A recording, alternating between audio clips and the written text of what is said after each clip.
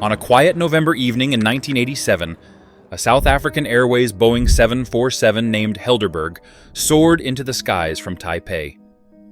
The crew of 19, led by the experienced Captain Davy Eyes, was focused on ensuring a smooth and safe flight.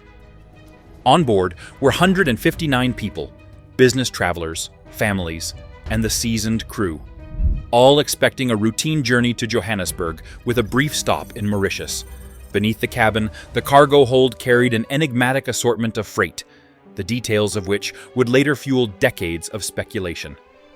As the plane sliced through the darkness over the Indian Ocean, a silent and deadly threat began to brew, a fire that would grow with terrifying speed, setting the stage for one of aviation's most mysterious and tragic disasters. Within hours, the Helderberg vanished, leaving behind a trail of debris scattered across the sea in a void filled with unanswered questions. Was it a tragic accident? Or did the plane carry secrets that someone wanted hidden? Join us today as we unravel the haunting story of South African Airways Flight 295. Before we start, please take a second to click on that subscribe button, as it's the best way to support this channel. The flight began uneventfully. Passengers relaxed into their seats, some chatting with their neighbors, others enjoying in-flight meals or gazing out into the vast darkness. Below deck, the cargo hold was filled with a mix of luggage and freight, seemingly ordinary items bound for Johannesburg. Among them, however, was something far from ordinary, something that would seal the fate of everyone on board. At cruising altitude, the pilots monitored their instruments. Everything seemed routine. But as the hours ticked by, a silent menace began to brew in the cargo hold, one that no one on board was yet aware of. At approximately 3:45 a.m. local time, as the Helderberg cruised high above the Indian Ocean, an alarm shattered the quiet of the cockpit. Smoke started seeping into the cabin. The captain and his crew sprang into action. They notified air traffic control in Mauritius, reporting the presence of smoke but offering few details.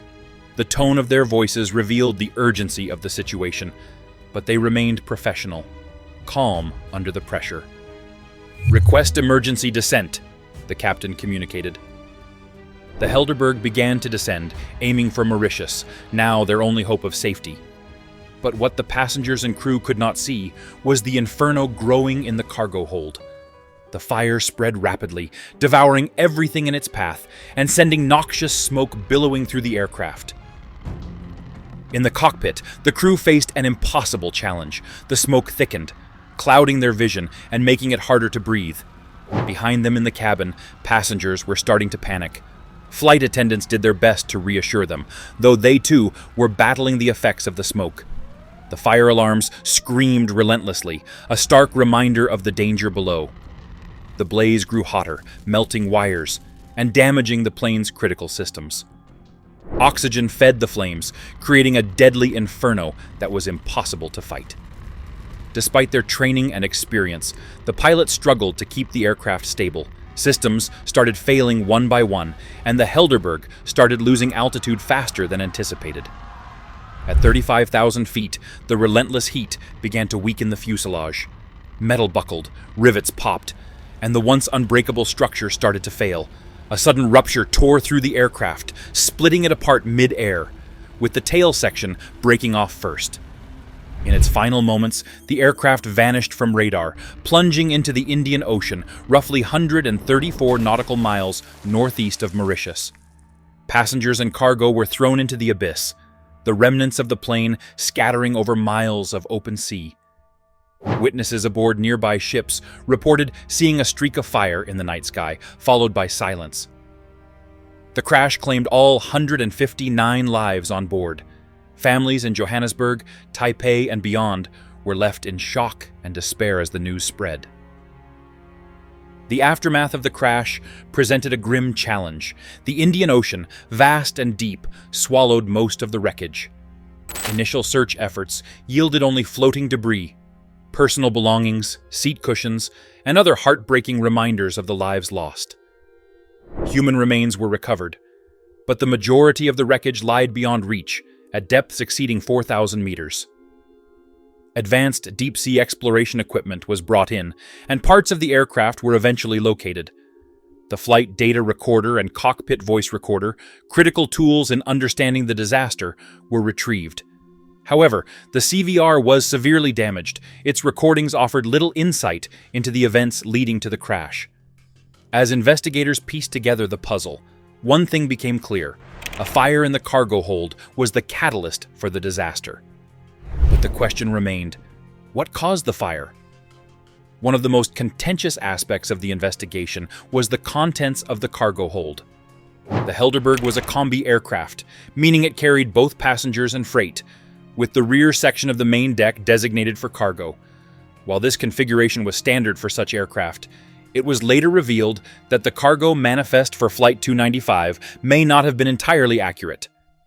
There were rumors that the plane was carrying undeclared hazardous materials, potentially flammable or even explosive. Some theorized that the cargo included chemicals or military equipment linked to South Africa's secretive apartheid-era arms and nuclear programs. At the time, South Africa was under international sanctions, and clandestine activities related to arms production and trade were not uncommon. The South African government's reluctance to release a full, detailed cargo manifest only deepened suspicions. Could the cargo have contained dangerous chemicals? Were safety protocols ignored, or was there something far more sinister at play? Sabotage, perhaps, or even a deliberate act to hide sensitive materials? The official investigation concluded in 1990, stating that a fire in the cargo hold led to the crash. But this explanation did little to quell public skepticism. The ambiguities surrounding the disaster gave rise to numerous conspiracy theories, each attempting to fill the gaps left by the official investigation. Some theories suggest that an electrical short circuit in the cargo area ignited flammable materials.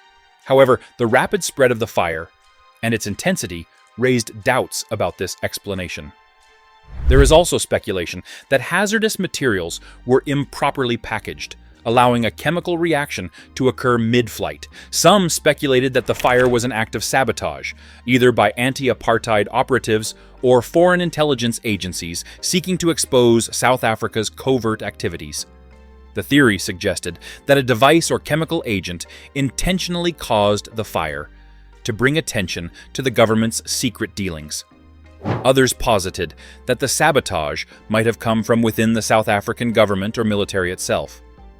This theory suggests that elements within the regime may have sought to destroy incriminating evidence being transported aboard the Helderberg. If the cargo did indeed contain sensitive materials related to illegal arms deals or the nuclear program, ensuring their destruction might have been seen as a necessary act of damage control. The political context of South Africa in the 1980s adds another layer of intrigue to the Helderberg disaster. During this time, the apartheid regime faced increasing international isolation, economic sanctions, and internal unrest. South African Airways, as the national carrier, operated under significant constraints, including restrictions on international routes and limited access to maintenance and technology. These challenges created an environment in which cutting corners or taking risks, such as transporting sensitive or undeclared cargo, might have seemed necessary.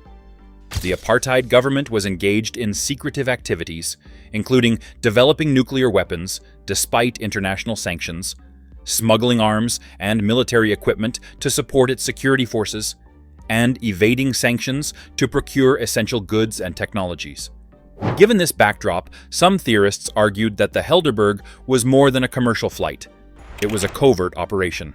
If the plane was indeed transporting sensitive materials, the government's involvement could explain the perceived lack of transparency and the gaps in the official investigation. In the end, the lack of definitive answers left room for so much speculation, and the Helderberg tragedy became a story not just of loss, but of intrigue. South Africa's Truth and Reconciliation Commission revisited the case in 1996, examining allegations of sabotage and covert operations. However, no concrete evidence emerged to support these claims. Beyond the conspiracies and political debates, the Helderberg disaster is a deeply human tragedy. The families of the victims have spent decades seeking answers, only to be met with ambiguity and speculation. For them, the unresolved nature of the crash adds an extra layer of pain to their grief. The conspiracy theories surrounding the disaster, while fascinating, have also created a sense of injustice. If the crash was indeed preventable, or if sensitive information has been deliberately withheld, it raises troubling questions about accountability and ethics. The controversy and conspiracy theories surrounding the Helderberg disaster ensure that it remains one of the most debated aviation accidents in history. Whether it was an accident caused by negligence, a deliberate act of sabotage, or a victim of political intrigue, the truth about Flight 295 is still elusive. Decades later, the Helderberg lies deep beneath the Indian Ocean, its secrets seemingly buried with it.